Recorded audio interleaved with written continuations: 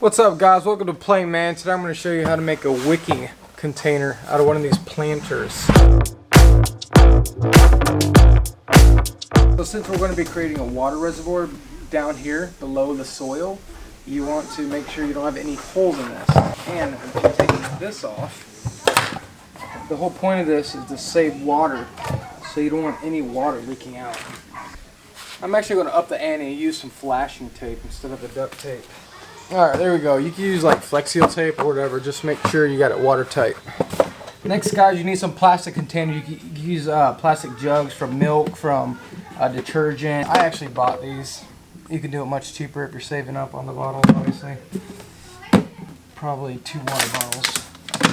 What happens is soil goes here and here, here and here, and instead of having the bottom full of water and flooding the plant, the soil is actually serving as a wick and slowly absorbing water up to the top to where the plant and the root system is. To get the water into these bottles so they seep out slowly, you put holes in them. So you find 2 marks on your containers and just mark them at the same height on the bottom and top. That's so water can enter the container. And then you have another one up here. So basically, all these will fill up with water. This allows water to come in, this pushes the air out. And after they fill up and the soil in here is saturated, when it dries out, these start to empty into the soil. Got all my holes in the containers. Then you got to put a hole in this container for your overflow. So when that reservoir fills up, the excess comes out the side of here. And you want to mark that at your high point of these or lower. I would do it just like a 1/2 inch lower. So now you need a way to deliver water to the bottom of those containers.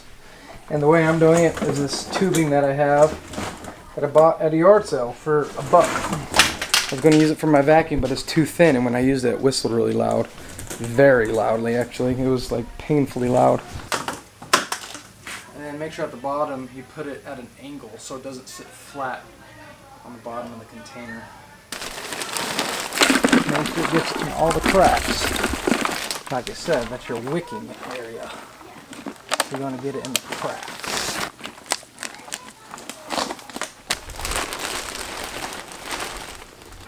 For this planter, I'm going to plant some cauliflower. There's one way to do it. Another way to do it is to get these little containers. You can pick them up at Lowe's. They have handles, they're pretty cool. I like them because they don't taper at the bottom, so it holds a lot more soil and more water. These bad boys, and then these irrigation pipes, and then you buy the socks that go over them. I'll show you how to do that. Cut them to the length of the bottom of the container.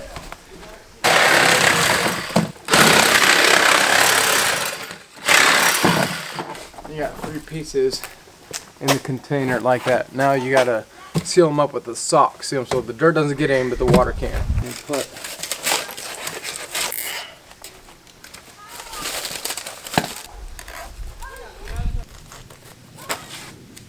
And so now you have it wrapped up. For this one though, I'm gonna put a small cut in the top of it.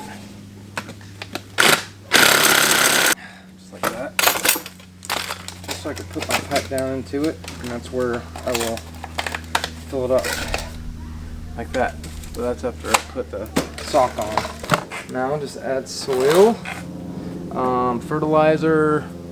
I got some cow manure I'm going to add to it, some salt depending on what you're planting.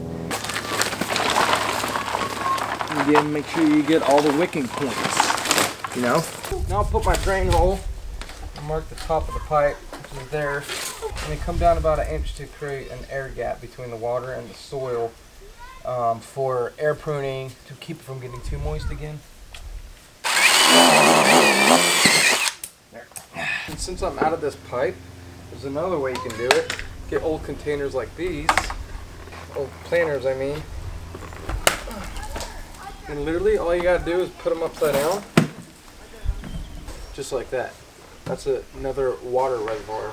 And you just want to make sure water can get in and out of it, and soil can't get into it. That way, it'll keep the dirt out of it. There. Put that in there. That in there. Here. Enough angle for me. There. And that one is ready to go.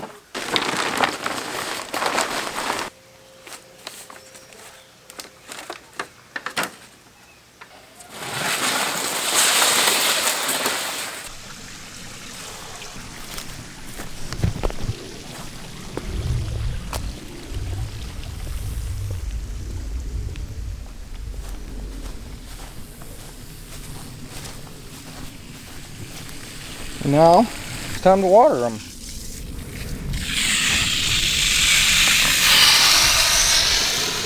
I think I forgot to put a drain hole on this one. I did. I forgot to put a drain hole on the spinach. So as you can see, guys, these are doing really well so far. What's so cool about the system is that it gets its moisture from the bottom instead of the top. Because when you're watering from the top, you risk saturating the leaves and attracting different diseases. You gotta remember, these are meant for the climate you're in.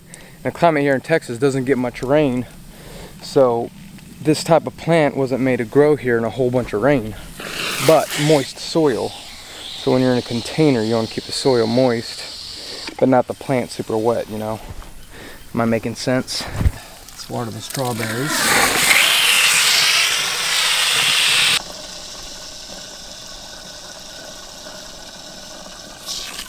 However, with these new plants, you do want to water the top of them, obviously, to get them nice and watered. Because really, the watering from the bottom is for when they get a little bit more mature and a better root system going. Got a watering can. I also need to mulch both of these. Anyway, guys, there you have it. Container gardening. This is an experiment for me, and so far, it's working out really well. I mean, these plants are turning out beautifully. I already have tomatoes after a couple weeks. Look at all of this kale, and I'm telling you, it is delicious kale. The kids can't stay away from it. I'm trying to let it grow to full size before I eat too much, but it really is so flavorful. My peppers are doing just awesome. See those bad boys? Cucumbers are doing swimmingly. Look at these, look at this bad boy. Look at that. Brussels sprouts are looking very healthy. So as you can see, you can do gardening in any sort of container and use any sort of reservoir at the bottom. You don't have to go out spending money, you can use what you have. But yeah, thanks for joining me today, guys. We'll see you next time for a Plain Man video. Next time I'll give you an update when I harvest all these plants.